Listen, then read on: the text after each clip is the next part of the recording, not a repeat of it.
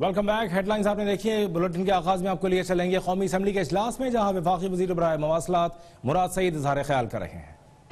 अपनी बात स्पीकर साहब इसी पे खत्म करता हूँ स्पीकर साहब कि इनकी कोई भी गुफ्तगू हो, कोई भी चीज हो, अगर हाउस में आके इस तरह झूठ बोला जाएगा वो गलत है, और जो कुछ मैंने कहा उसका रिकॉर्ड मैं आपके हवाले करता जा रहा हूँ। सही जी जी जी जी पर्सनल एक्सप्लेनेशन दें जी एहसन इकबाल साहब। स्पीकर, मैंने बड़ी सिंपल सी बात की थी। मैंने कहा था कि मुझ पे वजीर मौसूफ साहब ने, शायद ये मेरी जबान नहीं समझे, इनको शायद कादर पटेल साहब की जबान ही समझ आती है। मैंने तो सादा उर्दू में ये कहा था कि अगर आप मेरे पे इल्जाम लगा रहे हैं तो आप यहाँ पे खड़े होकर नारेबाजी ना करें, आप नारेबाजी नहीं करें। बिल्कुल आप खड़े होकर ये कहें कि मैंने 50 अरब रुपए का कमीशन लिया है और मैं अपने इस इल्जाम में अगर झूठा हूं, अगर मैं गलत हूं, तो मुझ पे अल्लाह की लानत हो। और मैंने यहां पे खड़े होकर कहा कि अगर मैंने इस मंसूबे में 5 रुपए भी कमीशन लिया हो तो अल्लाह ताला की मुझ पे लानत हो। ये एक सिंपल बात की थी। अच्छा, अब इन्होंने चूंकि सवालात उठाए हैं, मैं उन सवालात का जवाब देना जरूरी समझता हूं ताकि लोगों को क्लैरिटी हो जाए। पहली बात यह कि जनाब स्पीकर, हम बजाय ये कि बहस दर बहस करें, मैं आपको ये रिक्वेस्ट करूंगा कि ये रेफरेंस बनाएं और जो सीपैक की पार्लिमानी कमेटी है उसको रेफर करें, ये डिटरमिन करने के लिए कि जो दीर चतराल चकदरा रोड है ये किस वक्त सीपैक के अंदर शामिल हुई है। क्या मैं सच्चा हूं कि हमारे दौर में उसकी मंजूरी हुई है, या ये वजीर मौसूफ सच्चे हैं कि इनके दौर में हुई है? वो आपको मुझे भी दे रहे हैं पेपर्स, आपको भी दे देंगे, आप उसमें देख लीजिए। लिहाजा ये आप मुख्तसर करते हैं जी, आगे चलते हैं। कमेटी को दीजिए या खुद इसको डिटरमिन करें। ठीक है जी, बहुत शुक्रिया। दूसरी बात, अब इन्होंने कुछ सवालात उठाए हैं। ये सवालात इन्होंने जो उठाए हैं बेहद जरूरी है कि इनका जवाब दिया जाए। अब खामोशी से सुनो,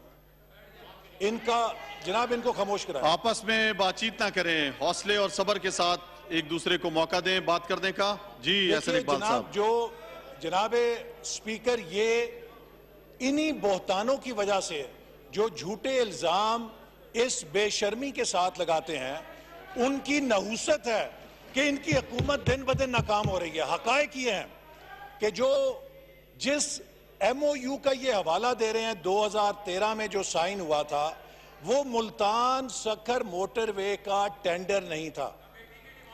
वो ये MOU था कि जो चाइना की सबसे बड़ी कंपनी थी कंस्ट्रक्शन की, उसने प्रो बोनो ऑफर की, नॉन बाइंडिंग ऑफर की कि हम कराची से लाहौर मोटरवे के लिए फिजिबिलिटी स्टडी करना चाहते हैं at no cost to government of Pakistan and non-binding feasibility study, जिसकी हुकूमत पाकिस्तान पे कोई किसी किस्म की बंदिश नहीं होगी।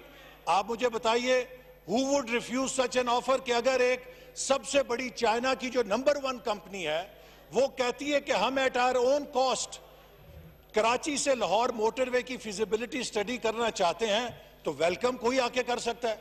जो मुल्तान सक्खर मोटरवे है जनाब स्पीकर, ये मुआहदा हुआ 2015 में, इसका ठेका हुआ, और 2014 के अंदर फ्रेमवर्क एग्रीमेंट हुआ।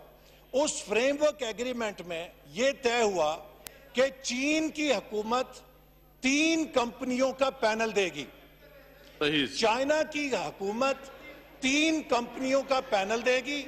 वो 3 कंपनियां बिडिंग के अंदर हिस्सा लेंगी। अब इनमें सच सुनने की हिम्मत नहीं है।